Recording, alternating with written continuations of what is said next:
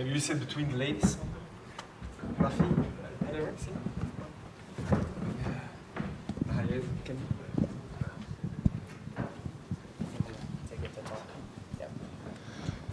So, good afternoon, ladies and gentlemen.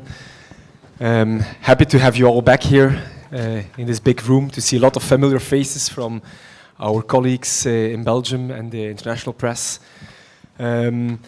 After this talk with three fantastic champions, we'll have some time to take some questions from me as well on the general participation field. But I'm not going to let the athletes wait. As always, we have our Olympic champion and host, Kim Gevaert, who's going to ask some interesting questions to our athletes. But we are actually together with 4 Olympic champions on the stage, one from 2008, but then also the 3 big stars from now.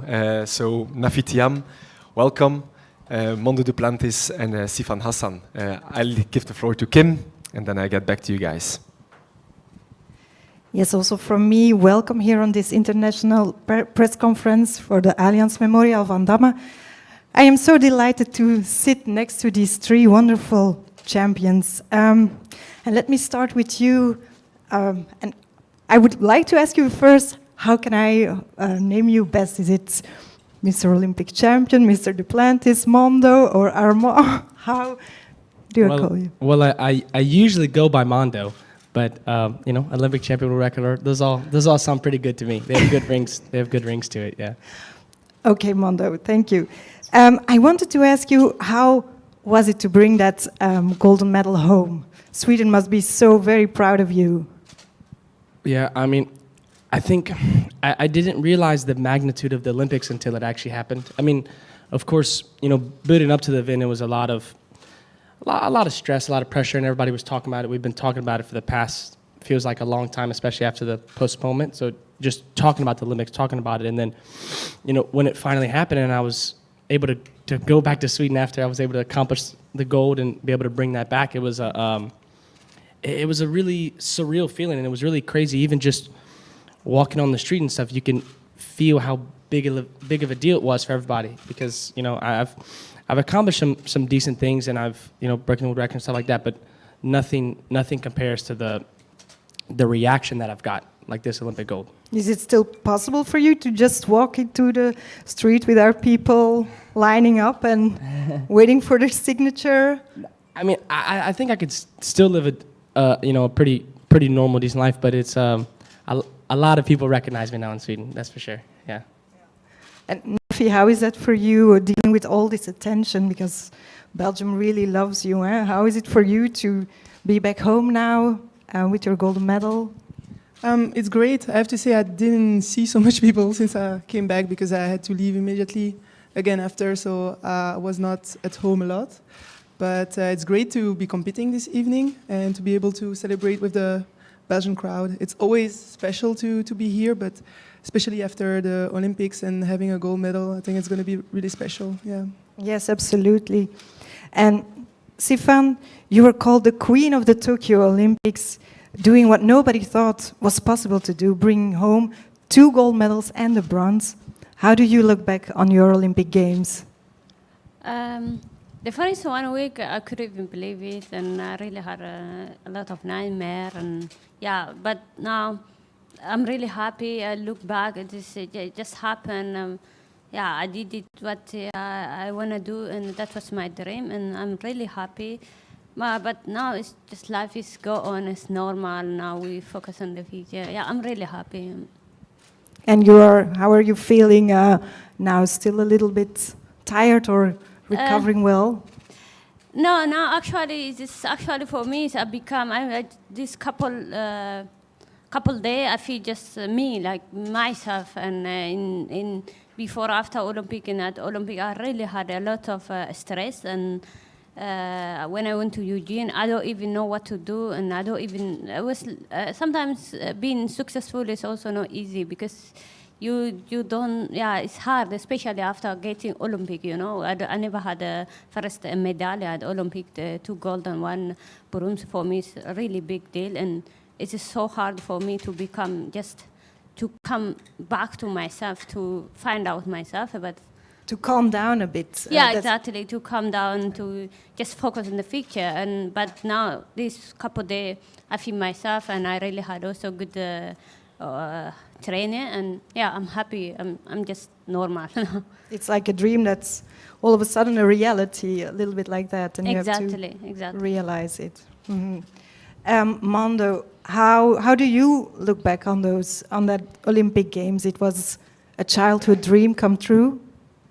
Yeah, I mean, of course, like any child that grew up in the sport, you dream of competing at the Olympics. You dream of that moment of being on the podium and taking that gold. And for me, that started at a very young age. I mean, I was jumping in my parents' backyard at 3 years old, and ever since the very beginning, when I first started to take the sport seriously, I always thought that I could do something special, and that I could be somebody if I just did the right things and followed the right path. And to be able to finally make it to the Olympics, I mean, for me, it felt like it was a long time coming. I felt like when I was there, of course, it's a super big moment, and it's a super big stage, the biggest that I'll maybe ever be on. But for me, I felt like especially when I was on the track and it was the final, I felt like a sense of belonging, and I felt like I deserved to be there. And I think that was a good feeling, because I think that gave me a kind of a wave of confidence going into the meet. And it is super big, and it is the Olympics, but at the end of the day, you're still doing the same event that we've been doing for our whole lives. And so all I had to do was just go out there and go jump and do the same thing I've been doing for a while. And have fun. And have a good time while doing it, and maybe win also. That's pretty important. Nafi, you were defending your title in Tokyo, and you seemed very emotional after your win. How different was this gold medal from your gold medal in Rio 5 years ago? I think, the competition was really different, also in my head, because in Rio, that was my first Olympic, and I was going there not thinking about a medal at all, and I just could have fun. I was just so happy to be there, stress-free, just trying to enjoy, and I had the perfect competition. And this time in Tokyo, it was really way more stress and pressure from outside, but also that I was putting on myself, because I knew I was able to do it. And also the competition didn't go as good as I wanted, especially on the first day. So that was completely different. And I think also after the 800 meter, I was very emotional, because it's been a hard competition, a hard year. I had a lot of physical difficulties, and I think just everything came out. I was just exhausted. Would you also say that you've changed a lot in that time from Rio to Tokyo?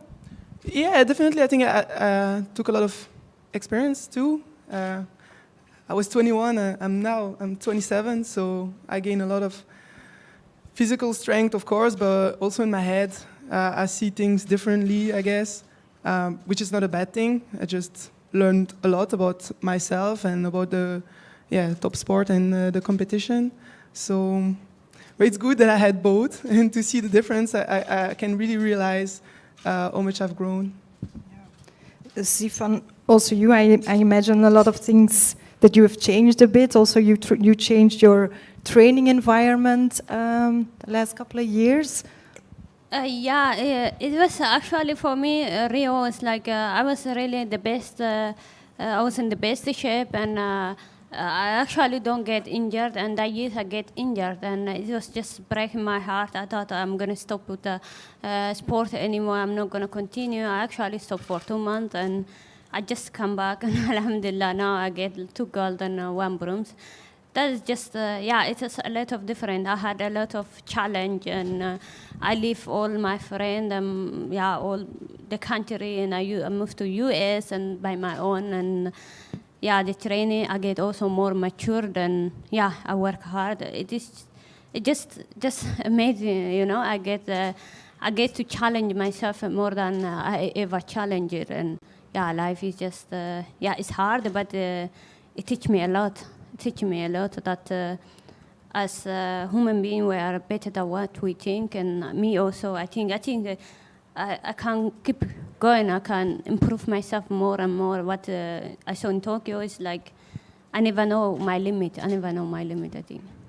Yeah, the mental part in an Olympic competition is very big. And for the first time during these Olympic Games, athletes spoke a lot about this mental health issue.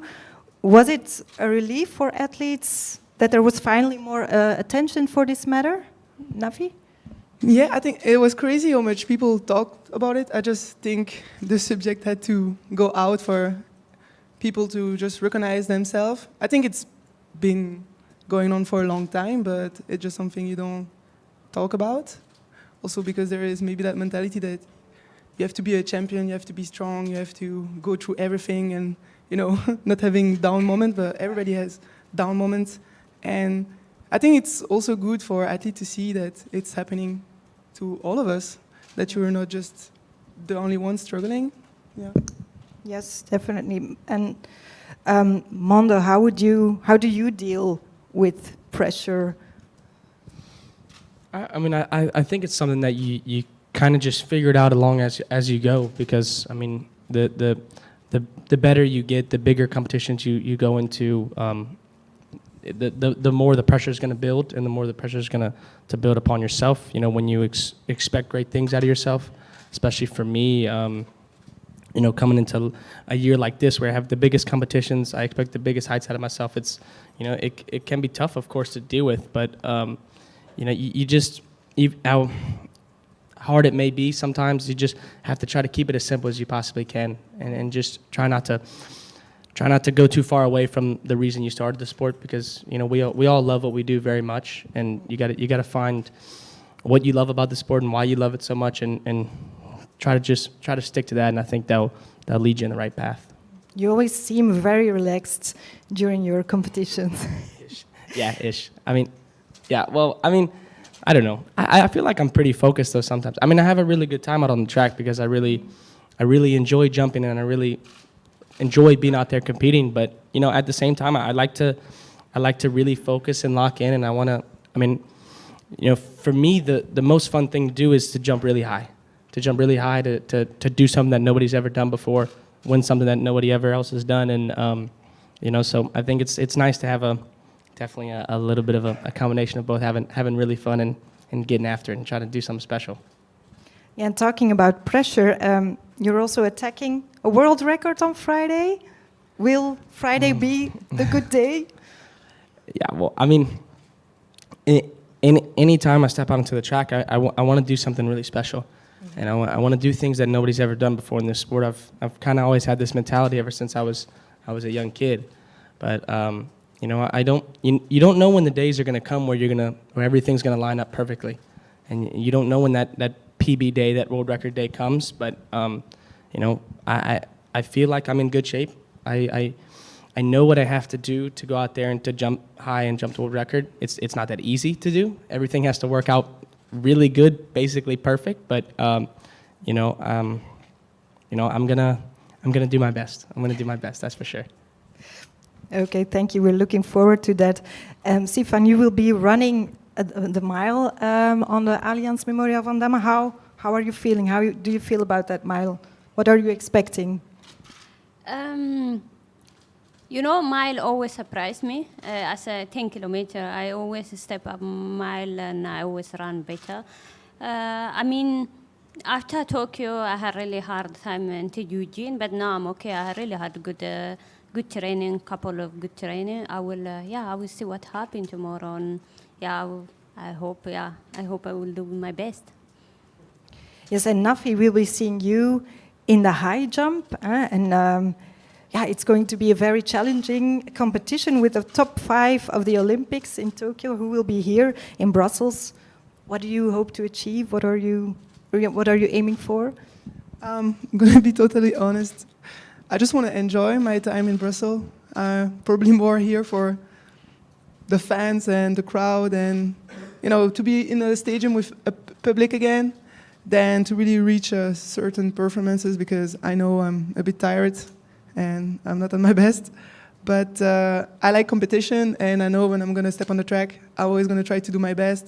And I always want to be as long as possible in the competition, and yeah, I try to be good in the rankings, even if that's not my event. So it's good to be in that Diamond League final, even though I'm just invited. I'm not really part of the final. So yeah, I'm just really excited, and I think everything together, you can have a good surprise and maybe do something good. Yeah, how much are you looking forward to finally be able to compete again in front of this enthusiastic Belgian crowd after having this empty stadium in Tokyo? Yeah, I'm really looking forward, and it's been 2 years already that I was not in the Memorial, because last year I couldn't compete. So I think it's going to be really special. I don't know how much people are going to be in the stadium, but I hope there's going to be a lot of people. It will be quite full. Yeah, nice.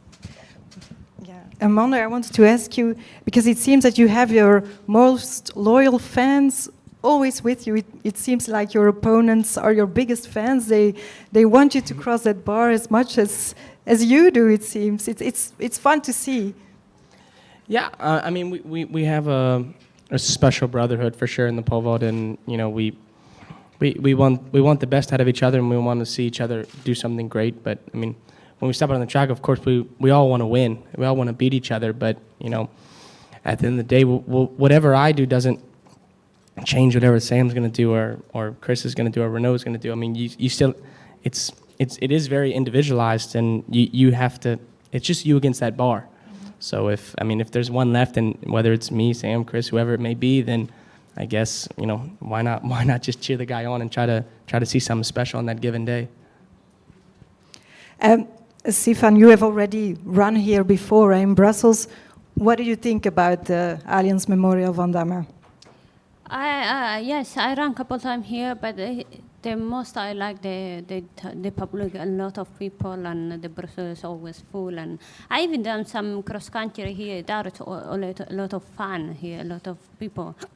That is what I like about Brussels. Yeah, I hope tomorrow, because after COVID, I don't really have that much. Since COVID, we don't really have that much popular. I hope we have tomorrow a lot of fun and we enjoy the rest. And besides the Allianz Memorial Van Damme, is there something else you really like about Brussels, Sifan?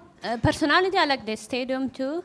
Yeah, the meeting, everything is amazing. Yeah. And you, Mondo? I mean, the stadium it's gorgeous, and it's rich in history, and I really enjoyed jumping here the past 2 years, 2019 and 2020, or 2018, 2020, shoot. But yeah, I mean, it was a bummer last year to be able to come here and we weren't able to jump in front of spectators, and that aspect when you're out there on the track, it's you can feel that when you're there, you can feel that energy missing, and it elevates our game to have the fans there and have them cheering us on, right there in person. So I'm really excited to be back, and I'm really excited that we're going to be able to have some spectators, and I think that's gonna up everybody's game. Are you a fan of our Brussels waffles or chocolates? Yeah, because I read that you're not big of a vegetable fan. Yeah, so if you're not a vegetable fan, you kind of have to be a chocolate fan. No, but I almost solely, if I'm gonna eat, like candy or whatnot, it's almost always chocolate. It's almost always chocolate, and me and, but I really do. I think the Belgian chocolate's really great. Me and Ben Broders have a little bit of a discussion to whether Swedish chocolate or Belgian chocolate's better, and we fight it out. But I do have a lot of respect for Belgian chocolate, that's for sure. We will definitely bring you some, give you some, Mondo. Nafi, after this meet, what are your plans for the next couple of weeks? Just to rest, vacation, to enjoy my holidays. Yeah, I'm looking forward to have a little bit of rest and to just stay at home a little bit, yeah. Also with my family. And for the future? Well, for the future, of course, next year is going to be in Eugene, the World Championship, so that's going to be the main goal, I think, for everybody. Okay. Thank you very much. I'll wish you so much success on Friday, tomorrow already. So if there are any other questions, please go ahead.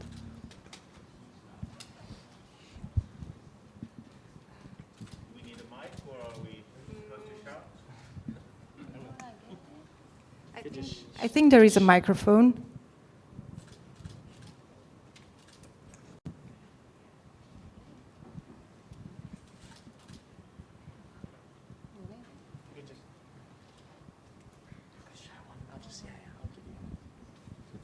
Victor Nomelin from the Swedish news agency for you, Mondo. You talked about the audience being important. I mean, tomorrow is going to be good weather, sunshine, audience back on track. What is the most important for you to beat that world record? Is it the audience helping you, the weather helping you?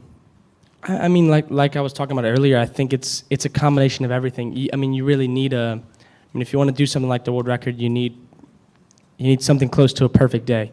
You need kind of a mix of everything, especially in these outdoor competitions. So, you know, I want good hot weather. I want the crowd to have a lot of energy, be hyping me up throughout the whole way. And, you know, I think one of the most important things for us pole vaulters too is the wind. So hopefully, if the wind is pretty dead and died down and consistent for us to be able to get used to it and get a nice rhythm on the runway, then, you know, big things can happen.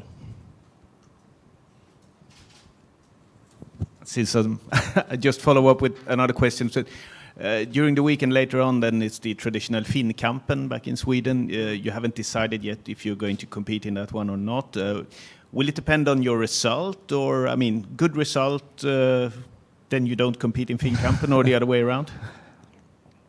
Yeah, I don't know yet, but I mean, for me right now, my main focus is just focus on the competition tomorrow, and then I'm gonna head back to Stockholm the day after, and then I'll figure out what I do from there. But you know, I'm gonna take it day by day, competition by competition, and you know, just try to go out there and jump high tomorrow, and then I'll figure out the rest from there. A question for Mondo and Nafi both. I'm very curious about how do you see the results of Sifan Hassan in the Olympics, at the Olympics?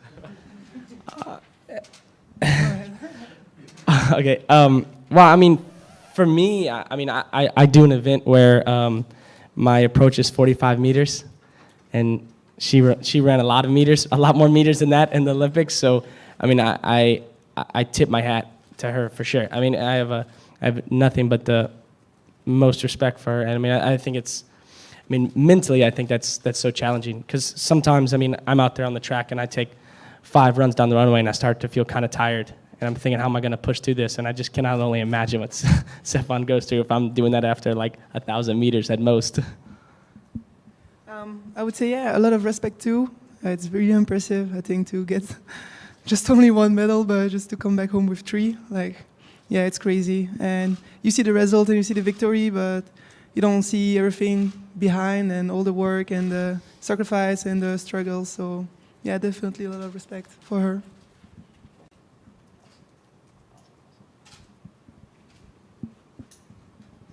Next question. The question for Nafi: you had some neck issues when you went to Eugene. Is that over now? And was it just? Did you injure yourself during the warm-up, as it was told, or? No, when I arrived there, everything was okay. But actually, yeah, the night before, my neck got blocked. So I've seen 3 times someone to try to make it better. It was actually getting better, even though it was really painful. But I did all the way until there, so I really wanted to jump. So I tried, and during the warm-up, every time I was jumping was actually okay, but every time I was falling, you know, on my shoulder, on my neck, in the mat, it was getting more and more painful, and it was slowly getting blocked again. So he came one more time on the track to try to, yeah, release it, but yeah, I was just in too much pain. So yeah, I thought, yeah, I tried, but it was just too much. And just the next day it was already better, and after a few days it was completely okay. So yeah, just bad luck that I crossed half of the planet for just watching it from the stands, but yeah, it's like that.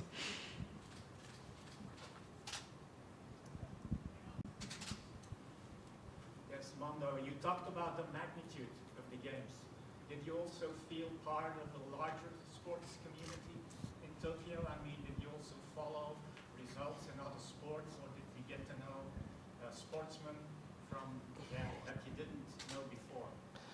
Yeah, I mean, of course, this this year we had a lot of restrictions, and we actually weren't allowed to go watch any other sports that wasn't our own. So that was a little bit of a bummer, because of course I would have loved to see everything, because Olympics is such a special event with all the different sports in different countries. But no, I mean it was more just kind of chilling in the village and just watching golf on the TV and whatever other sport it may be, but mostly the golf though, yeah.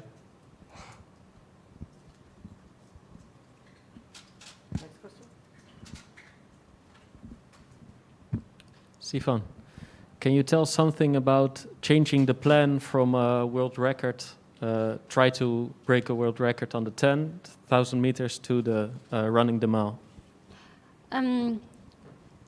I haven't. It wasn't my plan. This was longer time a plan before, like 3 months ago or something. Even the Eugene also not this plan. It was like half years ago we planned it. And when I planned it, I never know that I'm gonna do 3 distance in Tokyo. So I'm really physical and mental tired, and long distances. It is hard. If you're tired, you have to be really fresh to push yourself. And so when I see after Tokyo, and I was ready, really, especially mental, I was ready to go to push 25 laps because I already did like 24 laps. Yeah, that's why I decided to run mile, and I just did some speed workout. I think I getting better. The same. I'm trying to get better. I'm okay. I like mile, so shorter distance is fine than the longer distance. Next question, please raise your hand.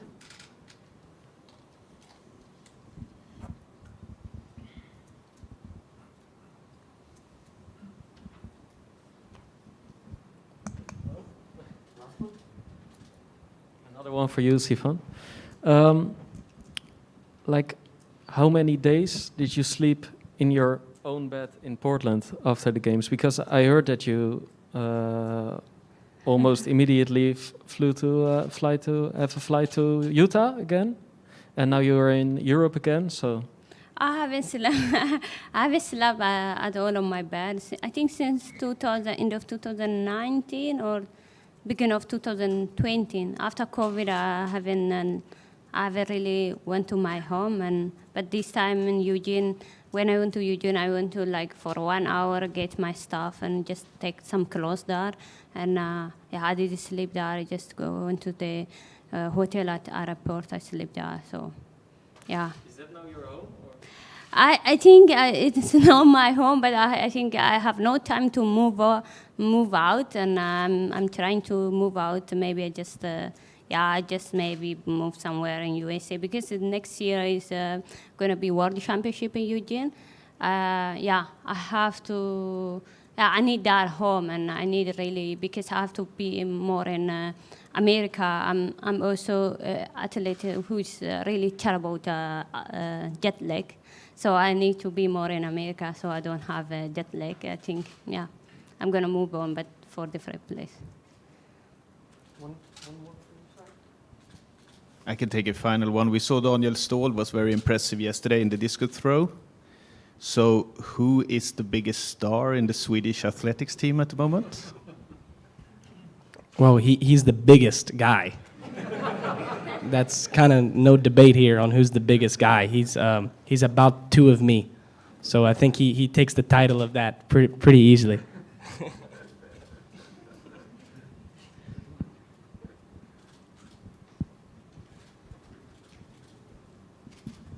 Mondo, of course, your Olympic title was like the culmination of a whole working towards a special goal. Do you have any idea or news about when your movie Born to Fly will release? Oh, yeah. Well, if for anybody that doesn't know, me and this guy from my hometown in Louisiana, Brendan Robideau, been filming a documentary about me called Born to Fly since 2017, and so it's kind of was follow my journey and building up to the world record in the Olympics, and after the Olympics, we have. Yeah, I mean, that was kind of like the our last dance, you could say. That was our last little hoorah. So now him and the production team that they have, they're chopping it up and they're editing it, and they're gonna. I mean, you'd have to ask him, but I think as of now, it's either later this year or at the beginning of next year, first month. So yeah, you have to make sure to tune in whenever it gets out, for sure. All right, no more questions from the room. I leave it to Kim for the final words. Okay, so thank you very much, Nafi, Mondo, and Sifan, for being here today with us, and all the best of luck tomorrow. And we won't forget those chocolates. Thank you. Yeah, do that.